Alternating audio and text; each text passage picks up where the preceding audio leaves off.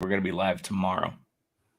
Oh, we're doing both, right? Welcome to the Undrafted Uncensored cast of Pod. Hosted by Nick Archuleta. Mosted by Collin Zanger. And last but certainly is least, Joseph Goodwin.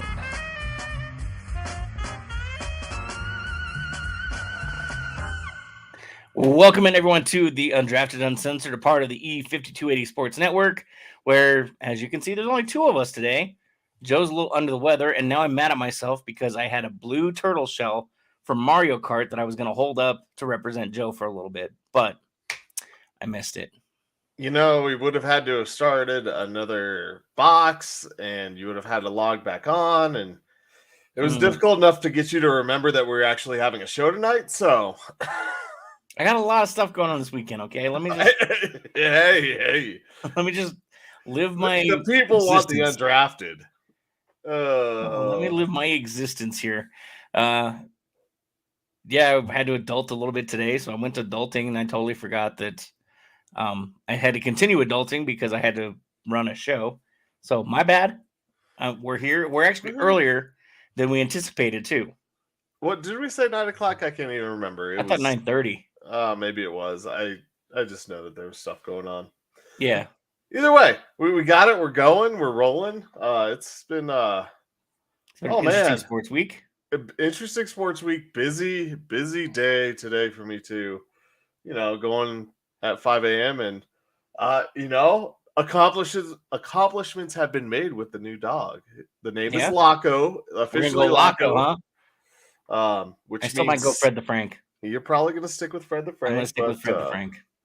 Laco means strike in Finnish. And if you look at the back of his head, I'm not going to grab him up, but you'll see him. It looks like he has a lightning strike going down his head. So, I like it. And after spending about 7 hours at the station, I came home and he was ready to go outside. Nice. I didn't have to clean anything up inside. You know, it's things like that. That's awesome. Yeah. He's getting settled in then. He is. Nice. He's excited. That's good to hear. Next thing he'll have to learn how to do is fetch me a girlfriend. I don't think he's a miracle worker. He's just a dog, dude. You know, we'll see. Yeah, yet to be determined. If he's a dog? Miracle worker. That's all right. But yeah, man, it's been busy. So we got a hell of a weekend without the Broncos even. Yeah, it's I don't know. I love the bye week because it gives all of us a chance to just really calm ourselves down a little bit and relax. But at the same time, I don't like it because I got nothing to do. Well, I mean, I still have football to watch and I've got other stuff going on Sunday anyway, but it's just not the same. You know, it's kind of that lazy Sunday. Well, you know, it could be, but we have Frankfurt games going on. Yeah, and that's a go-to watch too. Football starts at 7:30 a.m. There are a full slate of games tomorrow. I mean, things kick off with Air Force and Army. Oh man, I wish I was going to that game. There's Georgia Mizzou tomorrow. I mean, there's CU obviously. It's actually a really good weekend, and then we had the NBA in-season tournament tip-off as we are talking. So I mean, without the Broncos, I mean, at least we can pick some winners, or at least watch some winners this week, and not be angry about a team that should possibly lose that might win. Yeah, well, I mean, let's start with the game over the pond. Dolphins and Chiefs will be leading off your slate on Sunday with the 7:30 kickoff, 7:30 a.m. in the Denver area, by the way. Those of you that are looking for a 7:30 night game between those two, it's not going to happen yet.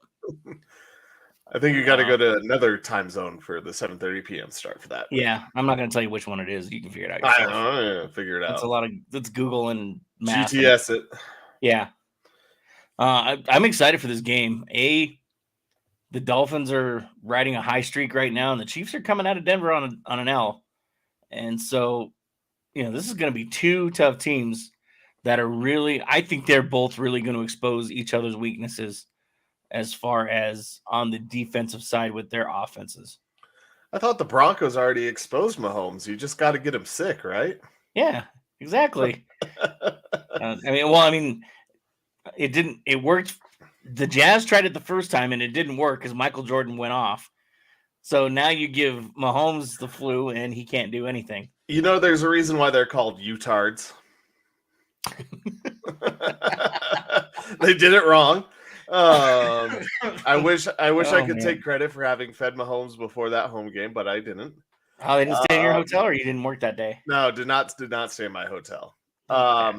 But you know, it's funny if you think about it. Though the Chiefs' weakness is sickness, because in the Super Bowl that they lost to Tom Brady, there was some sickness going around the offensive line. I mean, Mahomes was a little bit hobbled too. Let's not get that wrong. But there was some sickness happening amongst the Kansas City Chiefs. So you just have to find something to get them sick to beat them. And maybe they get some bad bratwurst in Germany. So what you're saying is they're not down with the sickness. They are not down with the sickness.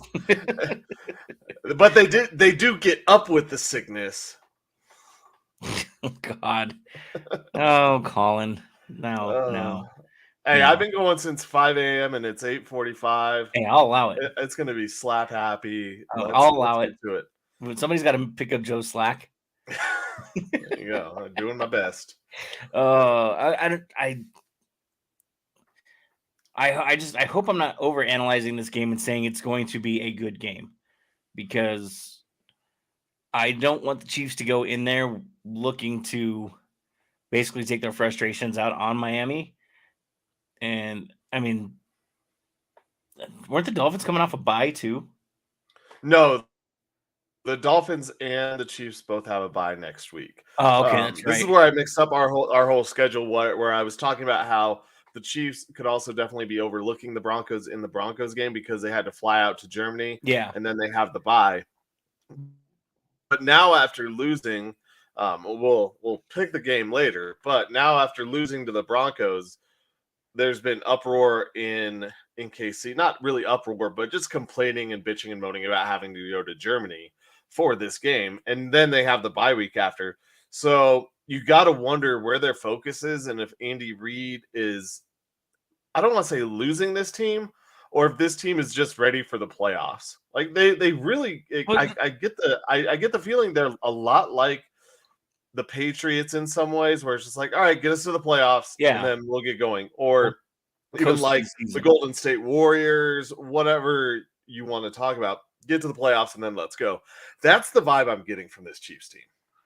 I can see that. And I mean, just the way they play, it has been sloppy play, especially for that Chiefs organization, that the last few seasons they've come out and they've basically tried to rule the world, take over where Tom Brady left off.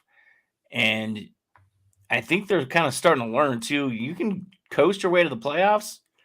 That's not always going to work out in your favor, though, because any given Sunday, the Denver Broncos can show up at 2-5 and just throttle you and blow your doors off and look like a middle of the road football team that's going to have a number 10 draft pick. Oh, yeah. Poke, Loving the number 10 draft pick. Yep, let's just keep going with these picks where we have to choose between everyone else's scraps. We can't get the prize, the bell of the ball. We can't get any of that because we get middle of the road pick. Welcome to Minnesota Viking land, Denver Broncos fans. I mean, the other game I'm looking forward to too is the Eagles and the Cowboys. Not just because that's a rivalry game, but I mean the Cowboys are still staying afloat, which is surprising because about this time of year is where Dak starts to fall apart. No. No, you're wrong. He falls apart at the very end. After bye weeks, Dak Prescott in the second half of the season has actually been a much better quarterback than he has been to start season. Okay, the Cowboys then, I'm sorry. The Cowboys, yes. The Cowboys themselves typically about this time of year, this is where they start to fall apart because Dak starts to try and carry the team. And late in the season, like you said, that's when Dak starts falling apart because he can't carry that whole team himself. Yeah, Dak typically has all of his numbers and everything go up in the second half of the season. Um, it is a problem with the Cowboys where, if you remember last year, they also had a hot start. Um, they fall apart. I don't know if it's coaching, which I mean, you could put a lot on McCarthy's shoulders. He might have the Super Bowl with Aaron Rodgers, but Aaron, Aaron, that has not translated into a lot of success in Dallas. And maybe it's just Jerry Jones who sold his soul to get that Super Bowl and taught John Elway everything he knows about selling your soul to win a Super Bowl. I don't know what it is about them, but like I said, Dak's stats go up, but it's just stupid mistakes. Their defense gets injured, whatever it is for the Cowboys. But this Philadelphia and Cowboys game, there aren't a lot of really good games this week. No, but there's the not. ones that are good should be like phenomenal. I mean, we started with KC in Miami, and then the Philadelphia and Dallas game. Those are division rivals. That's actually probably the game I'm most excited for this weekend. I am too, actually. A lot of people are talking. I mean, the other Bills, good Bengals. games, Bills Bengals is good because of the story from last year. It'll be good to see that in prime time. Should be a good game because both teams are not playing up to par, though. I mean, I understand that Burrow's got a weak leg right now. Well, Burrow, he played good last week, and I found that one out the hard way because it was a toss-up. He hadn't, in my defense, he hadn't proven anything yet off of his injury, and of course, last week is a week he finally goes off, and it was a debate between Russ and him. So it was 10 points. It was after his bye week. Of course, he went off. I know. I should have known better. But you knew from the start of the season he just needed a little bit of extra rest, and he got it. But that's more of the storyline. And then there's Baltimore and Seattle, which these stories, all of these games, well, the other two games, Baltimore, Seattle, and KC and Miami, are just those games really don't seem to have not implications on the playoff race, but direct implications to where these teams are going to end. Whereas Dallas, Philadelphia, I mean, that could be the difference between the division and a wild card spot. Yeah. And a home field game. Like these other games aren't going to mean home field advantage specifically to what the matchup results are. No. So I like the matchups, and they're all good games. But man, in the hierarchy, Philly and Dallas is just two teams that should be your Sunday night. Each other. That should be your Sunday night game right there. That's the one they should have swapped out. I mean, yes, the Bills and Bengals has all the stories and everything, but I think just quality of football, you're going to get a better matchup between the Cowboys and the Eagles than you are the Bills and Bengals. I mean, it could be worse. You could be looking at Monday night, which is the Chargers and the Jets. Yeah. I wish there's no flexing for Monday night, which I'm sure you're happy of, Nick. I mean, because the Broncos would be flexed out of everything right now, and you'd have to change all your schedules. Instead of just no, I wouldn't. I would have never, ever predicted after week 3 they would have any Sunday night game. I mean, they might have one. Well, there's one how scheduled. they do. Yeah, there's one scheduled. Depends on how they do, but that one might get flexed out too. Yeah, I think is that the Browns? Yes, yeah, at the end of the season, or no, I can't remember. It's the Patriots. Patriots, yeah, I was gonna say no. Broncos and Patriots.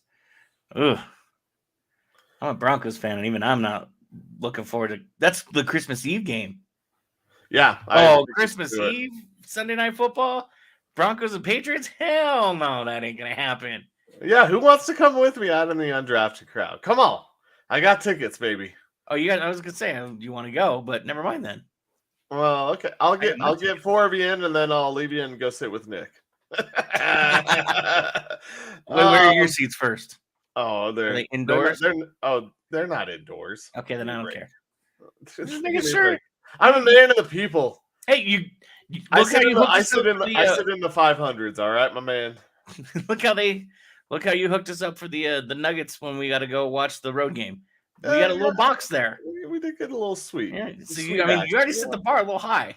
Well, that's all right. This is Christmas Eve game. And just Yeah, that'll be fun. I don't know what's going to happen with that game, but I can't predict that it's going to be anything good at the end of the season. And it is, I mean, there's some storylines to watch for in the NFL, especially after the trade deadline. And then the other story that came out is with the Broncos. I mean, I know you heard that supposedly there was an offer for Judy, a third and a fifth. Yeah. And then there's a rebuttal to that it really wasn't a third and a fifth. I don't know. I'm sitting on this fence for the Broncos right now, where I feel like what they're doing and like what they've done, it really hasn't proven anything because I think the Chiefs, like I said, overlooked the Broncos and they beat a below average Packers team. But is this a team that, every week they have to play up to their fullest potential in order to win? It doesn't feel, and it's not like I'm saying teams can take weeks off, but a lot of teams can have bad weeks and still win. It feels like if this Broncos team is not clicking on all cylinders, and I really don't feel like they were clicking on all cylinders because they had the turnovers that they didn't really cash in. And granted, the Chiefs defense has been much better. Oh, hey, way to knock that over, buddy. And turn on the TV. Man, smart dog. The Chiefs defense has been much better as of late, so maybe you don't cash them all in, but it felt like they didn't cash anything in a game where they really should have gotten some more points. So this team not clicking on all cylinders, it's when you need to be perfect every week to win the game. Hi. It makes it very, very difficult to really believe that this team is going to do anything positive. But there was a lot of changes that need to be made too. That this was not going to be. We talked about it before. This was not going to be an over the night fix. This was not going to be Peyton comes in here and wipes away the tears and sends everybody out there with happiness and rainbows and lollipops. We've firmly established that. I don't even know if he knows what a lollipop is at this point. The guy didn't even like sushi. Come on. Oh, sushi. Love sushi. I had some sushi the other day, actually. Yeah, I think that this bye week for the Broncos, we'll see what they do coming out. If it's going to really be this youth movement and we see Marvin Mims, we'll see who comes back focused, I guess, is what I'm going to say. Yeah, I like that. Because I'm expecting to kind of see Marvin Mims in the second half take really another leap where, granted, he is a very dynamic kick returner, but that can't affect the game in so many ways. You need to have him with the ball in his hands. And you need to see what you have in the future because this offseason, the Broncos need to rework this whole room, and that might be contracts, or it might be players too. And that could include the wide receiver, and I think Mims has got to show something. And are we going to see Stidham in the second half? I mean, is this going that's to another be... question too, is Russ done at this point? Because again, middle of the road, we've talked about it, and I know how much you hate being just par for the course. I do. Because I don't think you get better that way. I understand, but at the same time, learn how to win. There's a lot of things that this team can do still that hasn't really come to fruition yet. Just partially because they, it's not the off season, and we saw amongst all the trades too. It's a buyer's market, so they're able to establish what they think the value is of certain players. And Denver's in no place to be lowballed right now. Well, yeah, but they're worth that many trades. I mean, the one wide receiver that got traded was Donovan Peoples-Jones from Cleveland to Detroit, and that was like a 5th-round pick or a 6th-round pick. Yeah. We talked about this on Wednesday, is that there weren't a lot of injuries, which hurt the Broncos. There also weren't a lot of teams that were in control of there aren't any teams that are in control. Like, there aren't any teams in control of their division. Buffalo is in second in their division right now. Seattle overtook San Francisco with their 3 straight losses. Yeah. Baltimore has been on a tear. Detroit's hot. I mean, there are Well, no Detroit's going to take over that division just because of the injury to Kirk Cousins. Yeah. That's their division at this point to lose. And then you look at when you look at Minnesota, you look at a team that you were thinking were going to be really powerful. They lose Justin Jefferson, Jordan Addison steps up. They were probably going to be in line to get a running back at the trade deadline. Instead, because they lose Kirk Cousins, they kind of have to save face by trading for Josh Dobbs to keep things afloat. But who are they going to? I mean, they weren't going to trade for Russell Wilson. No, they weren't. But I don't know. I don't know. I just feel like there was somebody out there that could have been just a little bit better. But I didn't make any of the phone calls. I didn't receive any, so I don't know what was out there. I don't know who was, cast amongst the fish. Yeah. I mean, do you believe that it was a 3rd and a 5th that the Broncos got offered? I mean, for Judy? I don't think so. That seems like something they would probably take, especially a 3rd. But and then this is my caveat. Yeah, this is my caveat. What if the 3rd rounder is not this year's 3rd rounder, but next year's? Yeah, and that's the other question too: is what year are we? Because we getting? No, you're fine. I stuttered and had a stroke apparently. Well, yeah, I mean, Schefter reported it, and it's like any team could say anything at this point, and that's not the Broncos saying it to him. That could be any team saying anything. That they offered a 3rd and a 5th. Well, and whatever looky-loo that Schefter has inside of the Broncos facility too could just be sitting out there, and all they hear is 3rd and 5th. They don't know what year or anything like that, because there's people that are just they're listening and waiting so that they can give Schefter his info so they can get their little cash payment for him. Yeah, and it's like I would like to believe that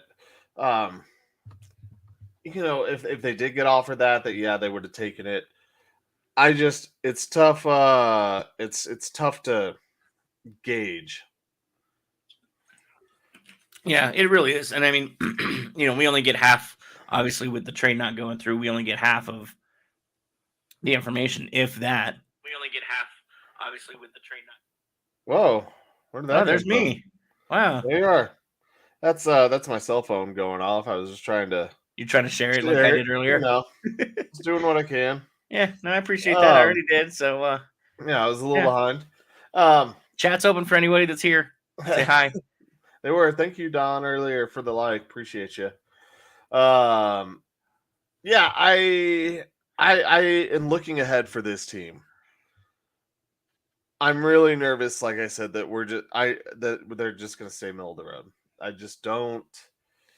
I don't feel Sean is content with being complacent. I think it was just the Paytons are trying to establish who's who in the hierarchy. And I think this year is just their way of filling each other out. This is the first round of the boxing match where you're just kind of poking and jabbing a little bit. If you find a good spot, you take a good shot. But really, you're just kind of feeling each other out in the first round and see who's going to go down and what you bring to the table.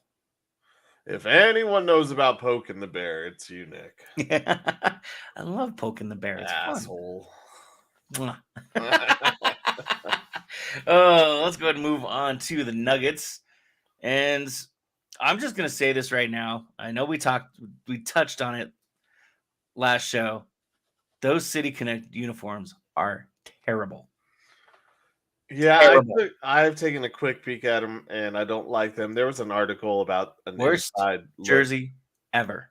Okay, maybe not, but I'm not happy with them. I don't like that they have to have a special court for this play-in tournament. I think the only thing that does for me is it helps me know which games are the tournament games and which games are regular season games. I'm Because pretty I sure. don't know at this point what's what, who's who, and I don't understand why we have to have a middle of the season tournament when you're competing against the NFL I was gonna say I'm and the pretty NCAA. sure I could tell you which games are the tournament games. I'm pretty sure they're the Monday and Friday games, or it might be Tuesday and Friday. Yeah, I can't remember. But obviously it's the Friday games. Yes. So when you're watching those, it's those tournament games. I am the jury is still out. I think they're trying to throw a lot at the wall and see what sticks with this. And I think the tournament is going to stick.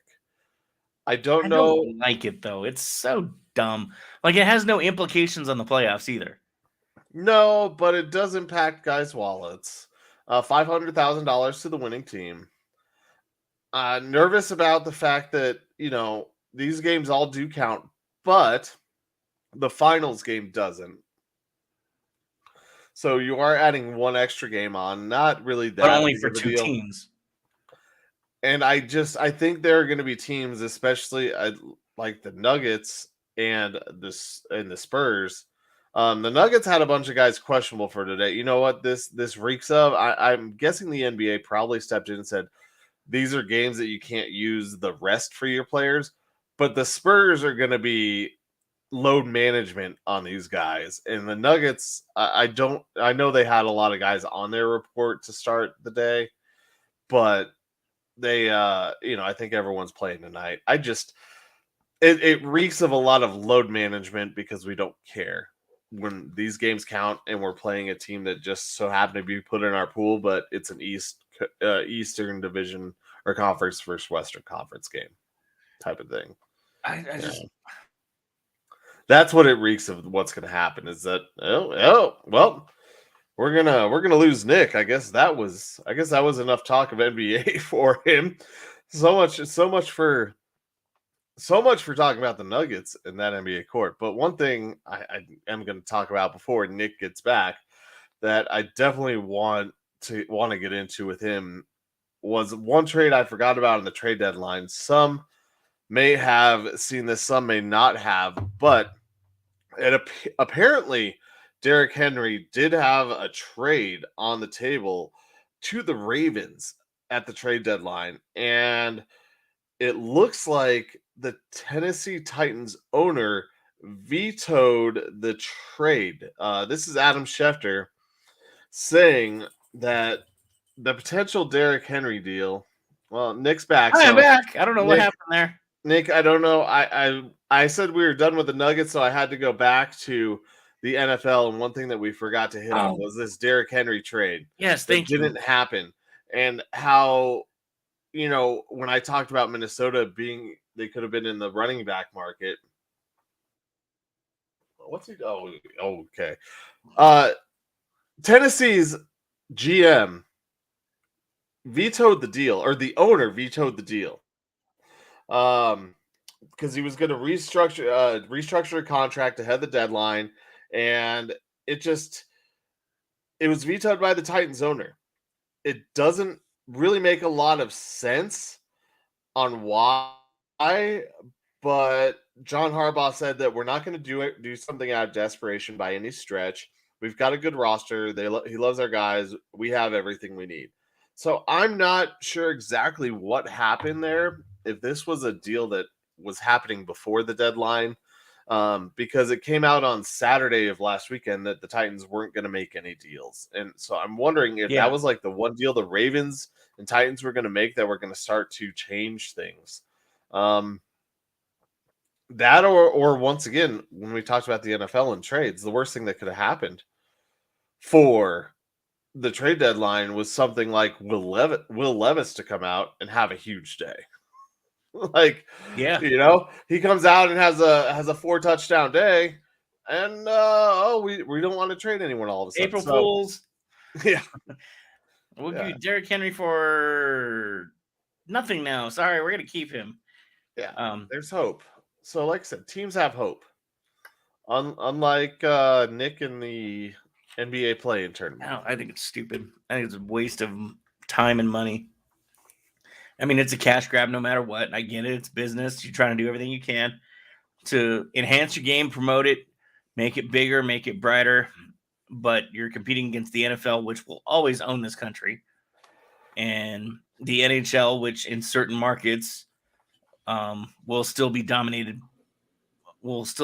over the NBA because their hockey team is better, i.e., Denver. Yeah. Sorry to say, I don't mean to knock the Nuggets, especially coming off a world championship, but this is a Broncos town first, and Avalanche town second. Yeah, and if the Rockies are good, it's a Rockies town before a Nuggets town. Yeah. Thankfully, the Nuggets are going to have a few more years of domination over them. I think the Nuggets. Well, I know the Nuggets showed in the early 2000s with Melo that there can be a lot of fandom and people that follow, but once the Melo years ended, those fans fell off, and the consistency is not there for them, is what you're saying. Yeah, because you had the mid '90s, where you had Abdul Rauf, you had Alfonso Ellis, Dikembe Mutombo, Mark Macon. You had those guys, and then Brian Stiff. There you go. and then there was that lull just before they picked up Melo. Melo comes in, turns everything around. Everybody loves those powder blues, blah, blah, blah. Melo gets shipped off, and there's that lull again. Yeah, and there was, they were stuck in that middle kind of. They were stuck in. They weren't terrible. Like a middling spot where it was just like their players were good enough to play in the NBA, but you didn't have the stars coming to play, spark, or wanting to play with your team. And this is when you had Miami and the Big Three happen. And after Boston had their Big Three happen, you had these super teams getting arranged, and a change in the NBA to the shoot from all over the court type of game. And the Nuggets had just traded for Danilo Gallinari, who was an okay range, mid-size, bigger guy, but he wasn't a flashy type of, gonna hit the buckets all the time. Yeah. There was just a lot of problems with that Nuggets team, and the fandom fell off. There really weren't as many fans who showed up. Hi. What up, Fred the Frank? Nope, not gonna say hi. He wants some cookies. You're the master of the cookie. You're the cookie master. I think this NBA, but going to that with the stars, I think that's what this NBA tournament is trying to do. They're gonna try and get their stars in focus on nights that are not. Oh, it must be Tuesday and Friday night. Yeah, it's Tuesday and Friday night. On nights that are not NFL nights, they're gonna try and make a show out of some guys who might, I don't want to say not normally get the press, but you probably wouldn't be able to see typically. And that's where I think the NBA is trying to grow this thing. We'll see how it works. But when I was working at the station earlier today, something that Zach Bai said was that all the other big basketball organizations have a midseason tournament. Like, they do. And they're not as big as the championship, but they do bring in fans. So the NBA is following a successful pilot program by everyone else. And by everyone else, I mean like NCAA? No, I'm talking like international basketball. Oh, okay.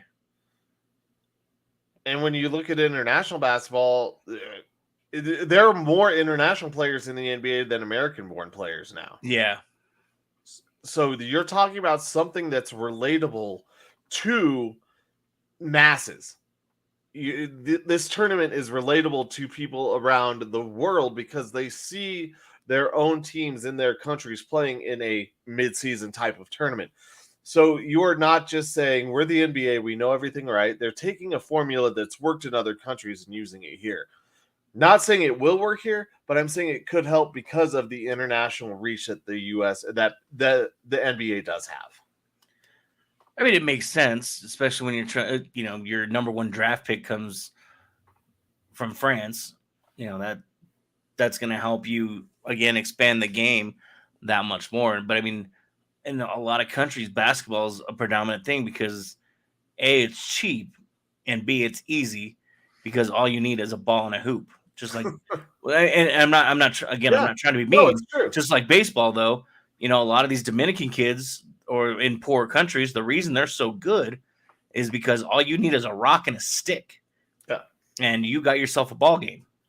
Well, and in that aspect too, I mean, that's they're it's bred into a lot of their culture. Baseball Yeah. is, and it's not as much here anymore. Just like soccer is so popular around the world, it's hard to find a group of kids out there. You can't just drive by anymore. There are no more Sandlot pickup games. No, We I would can love go to into the whole get off my lawn, blah blah blah. But You're we're gonna not get hurt. I'm gonna get sued. we're not riding our bikes to the ballpark. We're not doing that. But kids can walk to the playground that has a basketball court.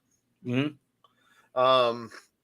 So much of our culture has changed where even baseball was so passionate around certain, baseball teams were your community. Yeah. Baseball teams were your family. That's where everyone went. And it was a very localized kind of sport. Those were your guys. Those were the people you saw at the store. And the You changes sold your dad his car. People In the moving. it was your butcher. Yeah, things have gotten so much bigger, and there's been so much transient, people from state to state, city to city, that it's not as much of your hometown team. Whereas in a game like the NFL, these guys are locked up on your team, so most of them, at least the good ones, for 5, 6, 7 years. Yeah. There's a lot more movement in the other sports, and then you get to the NBA. The NBA is way more about its players rather than its teams, and they've done a really good job of that. And that's what this tournament, I think, is going to do, is really continue the brand of some of these players. Well, I'm interested to see if the Nuggets actually get their faceplate on any of the imaging. Yeah, I They've was decided to to say conveniently forget them on opening night. opening night. You're doing the game from Denver at the Tivoli, literally across the street from Ball Arena, where they're raising the banner and giving out the rings. Oh, Someone's missing. We didn't put anybody. Why are we doing the Nuggets? Who are they playing that night? They're playing LeBron. Oh yeah, we got to put LeBron on there. Yeah, LeBron's there. Okay, cool. Well, that represents Denver, doesn't it? LeBron's gonna be there, so everybody's gonna want to watch Denver because LeBron's there. Just shut up. It was like last year. Remember when they had the Phoenix Suns commercial? The Phoenix Suns and the Lakers commercial? Yeah. Then they played it like 3 times. They didn't make it the mistake once. They make it 3 times. Oh, I remember sending you that message. Like, did they just really play? And I had just missed it, so of course I found it on YouTube, and I'm like, "What is this? What is this? What are we doing here?" And speaking of knowing your team, saw the best jersey on Sunday when I was at the game, or 2 Sundays ago. It's not super far back. It's probably around Super Bowl 50 era, if I remember correctly. Oh man, around defensive lineman. That's all I'm going to give you. Oh my goodness, I'm trying to think of who around the Super Bowl 50 era. Defensive lineman. Doomerville? No. Doomerville's way older. Who? Ma'a Tanavasa. Oh, okay. For Super Bowl. Oh, I'm sorry. My bad. Yeah. I was thinking. I was like. I went back in time, but I didn't go back. My bad, dude. I meant the repeat. Oh no, you're good. I still would have pulled Ma'a Tanavasa. I love it. Yeah, I saw some lady walking through wearing number 98, and I was like, "Is that really?" And because I couldn't see around her dude's arm, and so they stopped real quick and turned to look at the menu, and I'm like, "Oh, I'm gonna look at the menu too." That is Tanavasa. That's awesome. Oh, you were total. Well, I guess I don't know. I was Jersey creeping. I wasn't chick creeping. She wasn't. She wasn't my type. Believe me. She's wearing a Tanabasa. I mean, I do She's applaud that. Don't get totally me your wrong. No.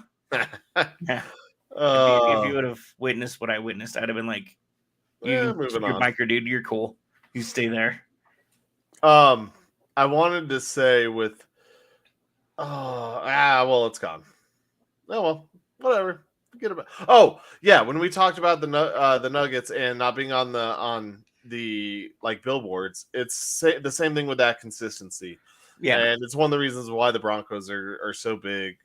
Because they won and they were consistently good for so long, and they've never had a lull like they've had. And so, really, to get back to the Nuggets, they need to just start that consistency now and keep it going for a few years. Keep some of this core, keep the guys and yeah, it's going to hurt to get rid of some players. It hurt for the Broncos, another throwback, to get rid of a guy like Steve Atwater. Oh yeah, that wasn't good. Nobody was happy. Shannon Sharp. Shannon Sharp. Trading Clinton Portis, things like that. No Clinton Sean Portis Moreno wasn't part of the championships, but yes, it was getting rid of some of these guys. The Nuggets are going to have to do that. Yeah, but you still keep a lot of the core guys that are the fan favorites, that are the ones who got you there. You don't do the Rockies and keep a Todd Helton for too long when you could have gotten plenty for him when he had a chance to go to the Yankees. But you do keep him around long enough that they're good enough to help and they don't hurt your team. He got two. The Nuggets just have to stay relevant. He got 2 World Series at least. And I know we all would rather him have the big ring than the smaller ring, but he at least got to the World Series. He suffered through a lot, and that was a fun year. That was a fun ride. Phenomenal. I would love to have another ride like that. We'll skip over the Avs for now. We'll go to the World Series since we're already floating that way anyway. Another team ends their existence-long championship drought as Texas Rangers came in and just basically worked their way through the D-backs with no problem. They gave them 1, but that was all they were getting, I guess. Yeah, Texas was dominant, and then it just shows in the game where Garcia, it was Garcia that was pitching that got hurt, Scherzer. No, Garcia was the outfielder. Yeah, Scherzer ends up only going 3 innings because he gets hurt, and then you have he got drilled. Former Rocky John Gray come in and throw a gem for the team. That team was built to just mash and win, and they brought in winners. They brought in a Corey Seager to that team. Bruce Bochy, a manager who knows how to win, who's still relevant, not like Jim Leland. Hello, Rocky. Don't even start on Leland. How about that throwback? Yeah, bitter. Sorry, I'm not bitter. Not bitter about him giving up on the Rockies. I'm sorry, not bitter about him just giving up on the Rockies. Damn it, I said it again. It's a Friday. I'm very happy. I think so. Astros won it last year, right? Yeah. And the Rangers won it this year. Who won? Who was it 3 years ago? Actually, Dodgers. That was the 2020 season. Oh man. Oh no. So okay. So actually, one of the stadiums I visited, each of the stadiums each year when I've gone on my trips, I visited the eventual World Series champions. You want to make your way to the Bronx there sometime soon, bub? Next year, that's on the list. So I had to throw that out there, that my trip to Texas win. Yeah. I went out to Arlington earlier this year. And yeah, saw the Rangers wipe the floor with the Rockies. Have some barbecue. That was a fun trip, man. I haven't been since the new stadium. I saw the old one, and it was hot. It was a Memorial Day weekend, and the Yankees were playing the Rangers, And the old Arlington ballpark, dude, let me tell you, there was no mercy from that sun. Yo, right across the street. I mean, it was still new, so they had to keep it, but man. Yeah. Well, it was cool too. That was when they were building Jimmy World Yeah. out there. That was when they were still building it. Like it looked like it was probably this big, and that thing was like miles away. And I'm like, what is that? And then the Raiders went and outdid them. I don't know. The new ballpark is so cool that you can see like the way they did the glass and everything all around. It's pretty amazing that you can see everything. Like I said, they did a really good job with it. I just like that it has the retractable roof, so there's that. You can still have those nice night games later in the season, or you can just close it on Sundays because that Texas heat is no joke. Nope. I don't do that. No, I was miserable. Yeah. I was with Jen down there, and it was like just walking from the hotel to the gas station. Yeah, was unbelievable. Yeah. Like, I mean, I go to Texas. I go to Texas a few times a year, but hey, what are you doing? That is not your box. Oh man, let me get. Yeah, go grab that box real quick. Oh man, What are you doing? Okay, I'm just standing up. Who wants something? I'm excited though. I mean, obviously, free agency's kind of starting a little bit here and there. Corey Seager's already opted out of not Corey Seager. Cody Bellinger has already opted out of his contract with the Cubs, declining a mutual option. So he's going to test the waters. Also named the MLB Comeback Player of the Year. No surprise there. There's Fred the Frank. Trying to figure out how to sit on my lap. Making his presence known. Fred the Frank, how goes it? He's like, I hate you all because you're taking attention away from me. He's like, you picked me up weird. I'm barely sitting on your lap, but it's okay. There you go, buddy. Get you the airtime. Oh, yeah. Buddy. I'll show you his lightning strike. Oh, yeah. Look at that. Yeah. I like that. That's why you're Loco. I like it. I think this is going to be a very interesting offseason. Oh, and I don't remember if I said, did I send you I don't remember if it was a tweet or an article about the Padres? Oh, no, but I know that they had to spend they got a $50 million loan.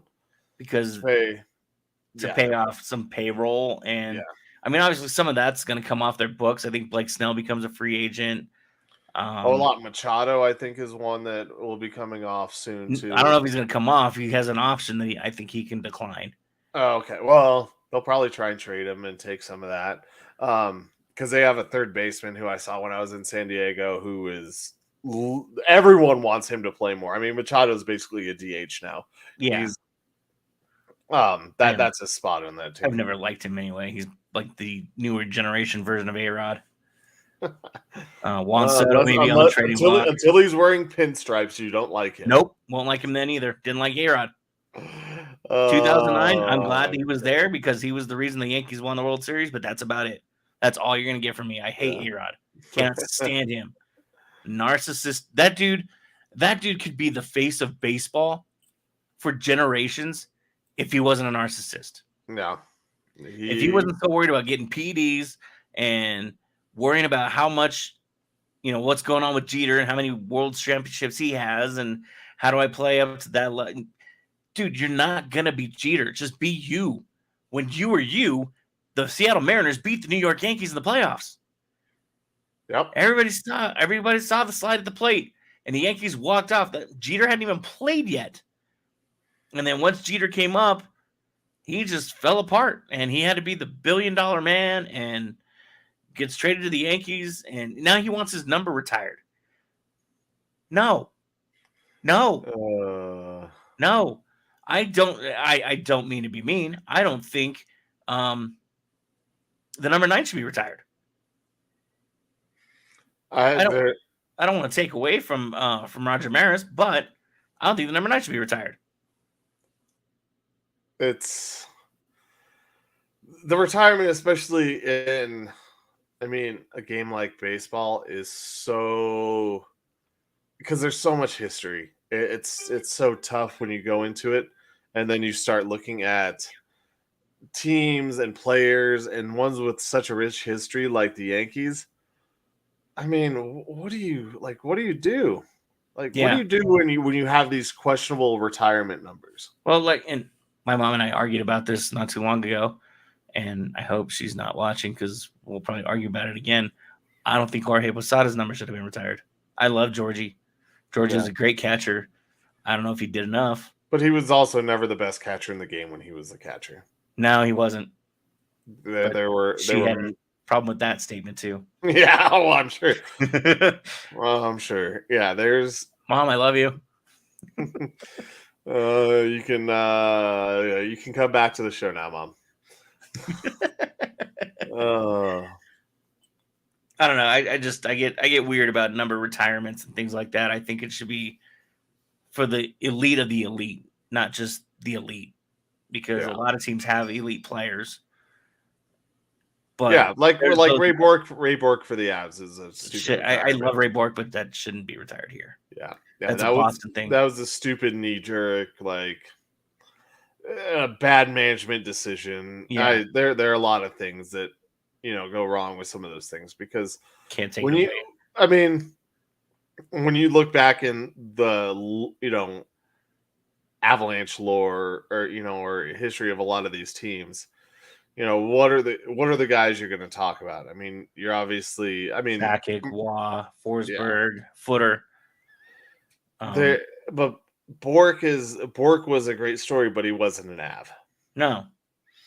I mean, much, and when you talk about the Yankees, it's like, the 2000 Rivera, Mariano, who, kind of gets the double retirement with the 42 for Jackie Robinson. Yeah. You have Jeter, you have Babe, but you're like Posada. Well, okay. I love Georgie. Don't get me wrong, he handled an amazing staff. I don't know. Maybe I should look at his numbers a little closer. Maybe I'm just over examining it because I expect the elite of the elite. That I'm just tired of these Yankees players coming up with numbers higher than 50 right now. Oh, spring training numbers. Yeah, and that's what it is for every other team. Yep. Oh man, I don't know. You got Ohtani out there. That's going to be, somebody's going to be fishing for him. We'll see what happens there. There's Kershaw had his shoulder surgery, so that could be part of the reason why the Dodgers will start looking at him. I don't know how willing the Angels are to work with a crosstown rival. Not that they haven't done it before, but I don't know. There's going to be some potential out there, pitching wise. I think this is really going to be one of the biggest off-season moves that we've seen because the Rangers really built this team in the off-season. Yeah. And we talked about weren't big names either. No, they weren't big names, but they were guys who showed potential, and the names that they did get in were already winners from the other teams.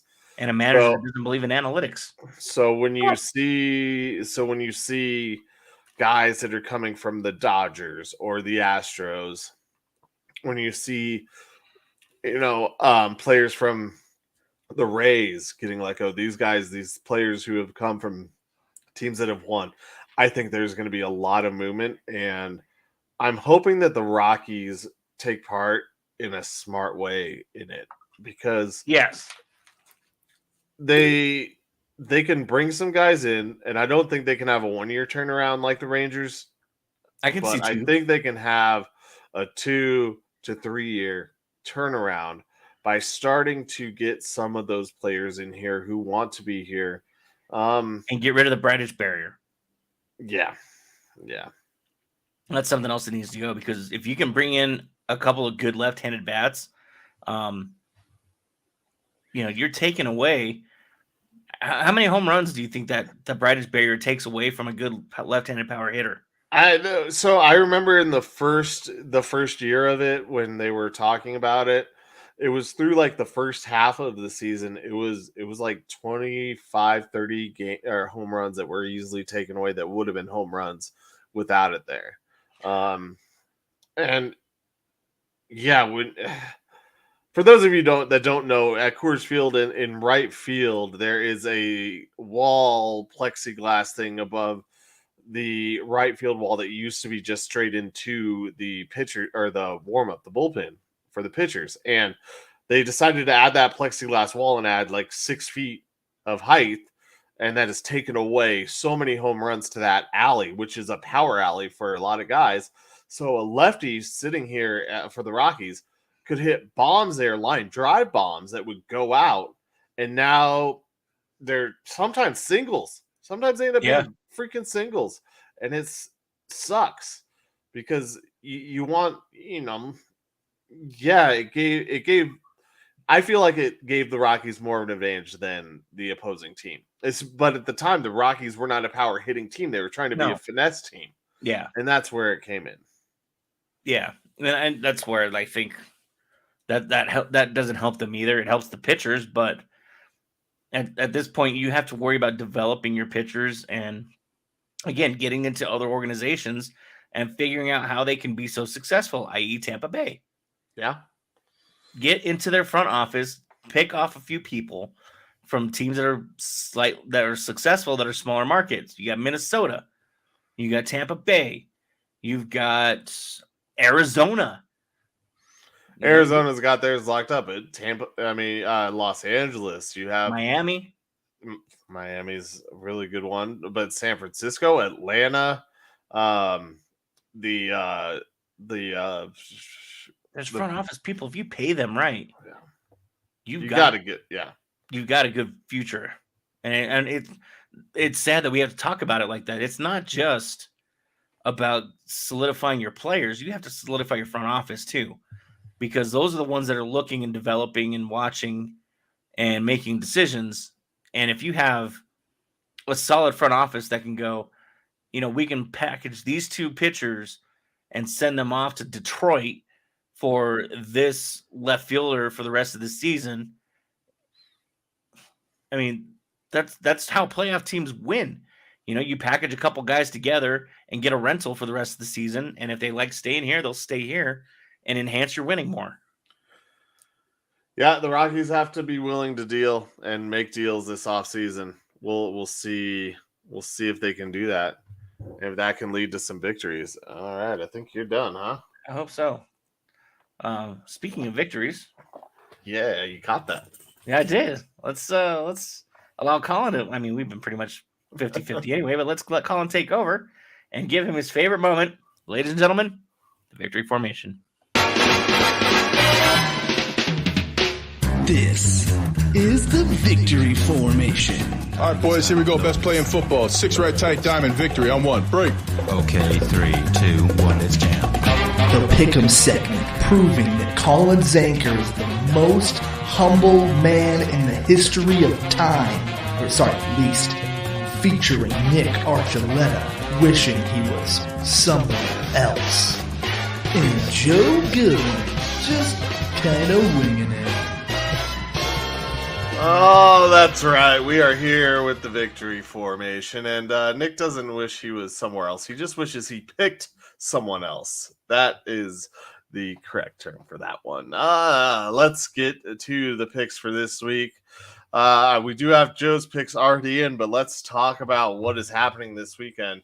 Let's start with that early game we talked about earlier. It is the Chiefs versus Miami, or Miami versus the Chiefs. Technically, it is a Chiefs home game in Frankfurt, Germany, 7:30 a.m. Nick, who do you got? This is going to be a good game. I really hope it turns out to be just a back and forth, punch for punch game. I don't see Kansas City losing 2 in a row. I'm gonna have to go with the Chiefs. He is going with the Chiefs. Oh my goodness. Well, Joe also went with the Chiefs. I'm going with Miami. I talked about earlier. The Chiefs do not seem happy about being in in Germany, and I just feel like Miami. This is our opportunity to finally win a game against a team that really is a contender. So he's trying to bite his hoodie. So I really think that the Miami Dolphins pull this one out over the Chiefs, and they come back home on a losing streak before the bye. Next, we move on to Sunday night football. Excuse me, Buffalo over Cincinnati. Not rematch, but Damar Hamlin facing the team that he where everything stopped last year. The NFL world stopped last season when Damar Hamlin got hurt, and what a great story it is. But will this be a great? Yeah. Speaking of stopping, will this be a great comeback story? And will Damar come out victorious against the Cincinnati Bengals? For this one, I believe Joe chose Buffalo. So he does believe that he will be victorious. And I don't know what to make of this Buffalo team at all. I'm really confused as to how they can be so bad and like start games so slowly with so much talent that I think I've been struggling with this all week. And it's like I really want to take Buffalo. Like that's the thing. I'm like really wanting to take Buffalo. I feel like they should win this game. I feel like they have all the tools to do it, but I just can't see how. I haven't seen them play a complete game, and I feel like Cincinnati is on the rise and Buffalo is just they're on some sort of fall that isn't fixed. So I am taking Cincinnati. I got to change my picks and my other pick'ems because of that now. Still fighting yourself, are you? I am. Well, seeing as I have 3 different Tampa Bay players in my fantasy lineup, one of which is the quarterback that I'm hoping is finally back to mostly normal. You said Tampa Bay, but I'm pretty sure you're talking about Cincinnati. Did I say Tampa Bay? You definitely said Tampa Bay. I'm still stuck in the baseball segments. The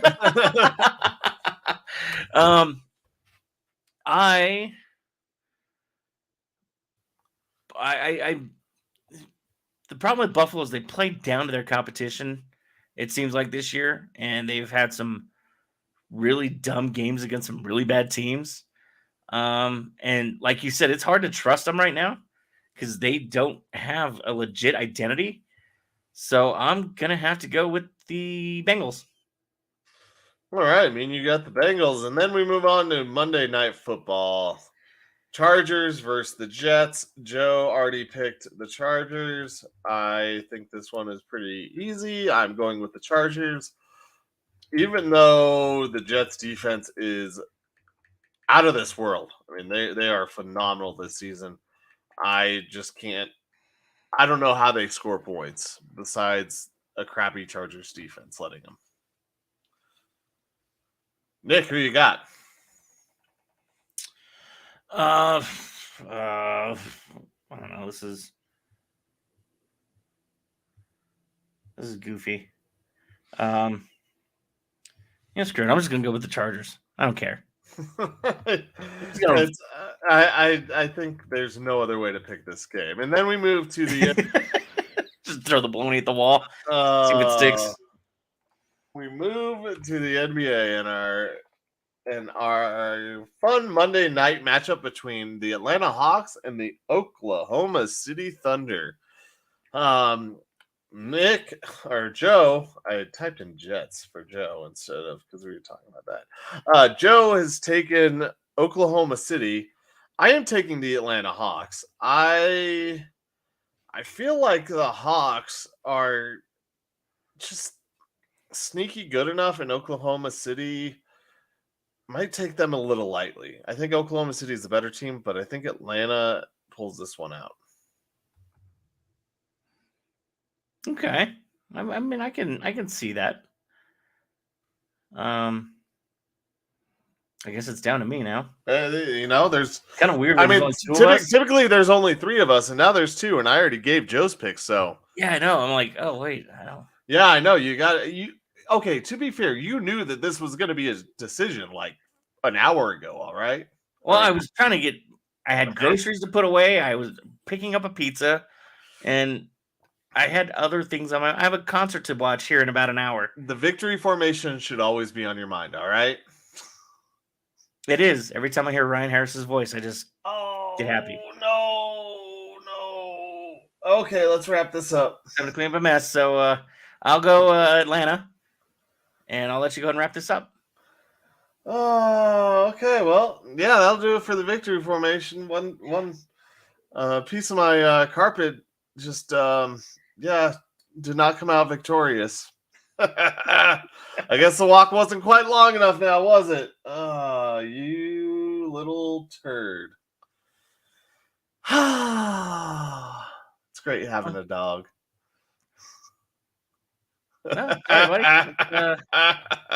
It was bound to happen, I guess. Oh yeah. At least it's not runny, right? No.